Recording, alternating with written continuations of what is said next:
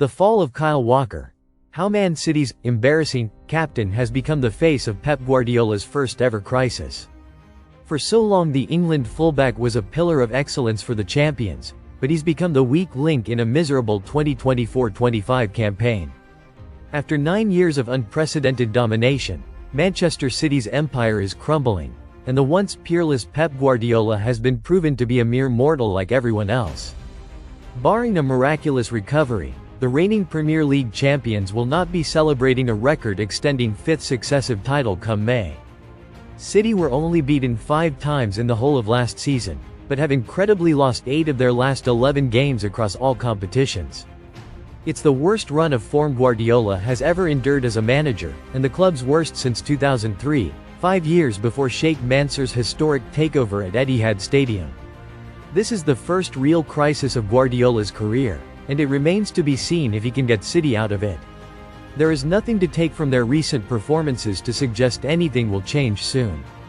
No one fears them anymore, and one of the main reasons for that is the continued presence of Kyle Walker at right back.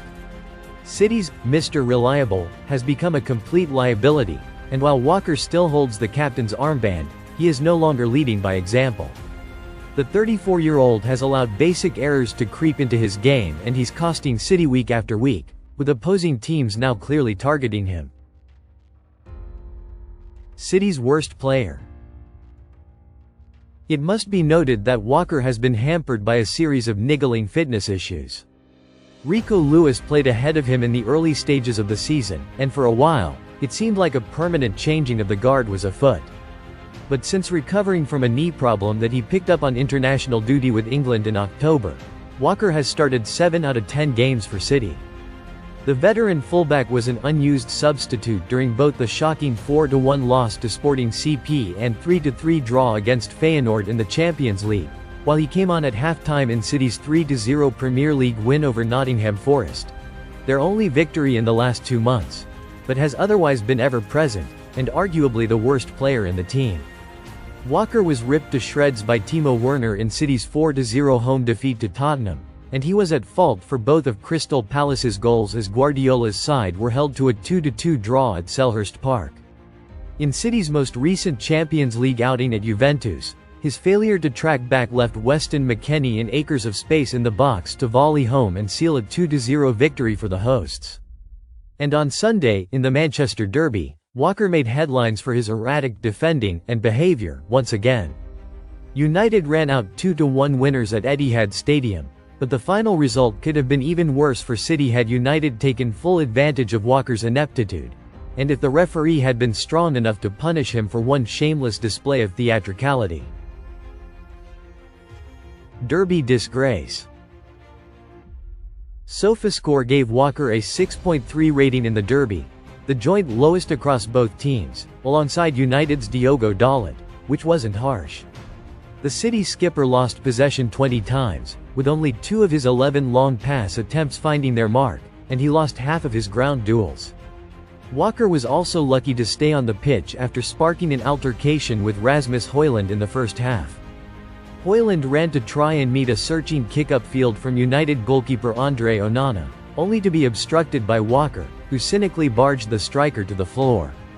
Understandably enraged, Højlund then stormed over to Walker to make his feelings known, and they touched heads for a brief moment. The contact was minimal, and replays showed that Højlund used zero force, but Walker decided to drop to the turf and roll around as if he'd been assaulted. At halftime in the Sky Sports studio, United legend Roy Keane perfectly captured the public opinion on Walker's actions. "He should be embarrassed. I don't know the guy and I'm embarrassed by that." Keane also suggested Walker deserved a red for the incident, instead of the yellow that was also shown to Højlund as referee Anthony Taylor took the easy way out. Walker went to extreme lengths to get Højlund sent off, and Keane is right. Shouldn't that same punishment fit the crime? Some would just call it a ploy to gain an advantage, but cheating is the real word, and Taylor missed a golden opportunity to make an example of Walker at a time when diving is screwing up our game, as ex-Crystal Palace boss Frank de Boer put it while covering the Derby on Dutch television. Quiet and reserved. Walker doesn't have a history of making a fool himself in the manner he did at the weekend. He's been a model of consistency for club and country down the years, and is widely regarded as one of the best full-backs of his generation. But something is different this season. Walker hasn't really lost any of his speed and physicality, but his concentration levels have dwindled, and he doesn't read the game as well as he used to. This version of Walker doesn't track his marker or make crucial interceptions when City are under the cosh. The champions have only won 2 of the games Walker has started this season, which is no coincidence. He's not doing his job as a right back, and according to the Daily Mail, he's also falling short as a captain.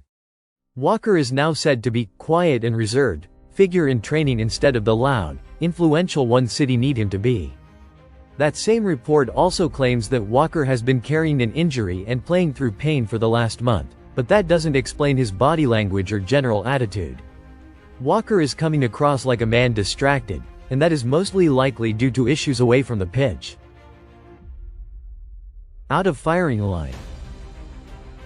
Walker also had to deal with racist abuse online after his performance against Juventus. He appealed for action on social media while sharing a screenshot of one of the vile messages he received, writing, "Instagram and the authorities need to stop this happening for the sake of all who are suffering this abuse. It is never acceptable. No player should be subjected to racism in any form," and Walker showed great courage to speak up.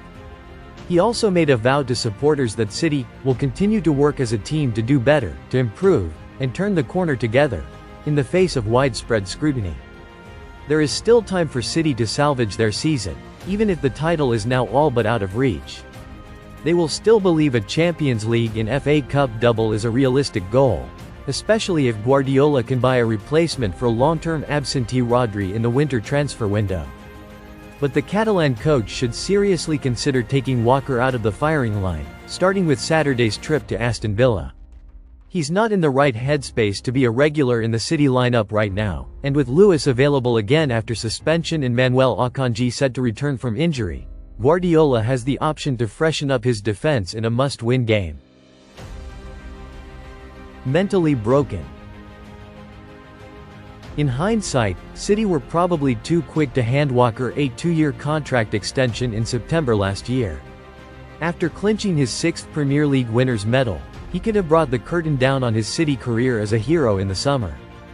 Instead, he is now likely to leave on the back of an ugly final chapter that will slightly diminish his legacy at the Etihad.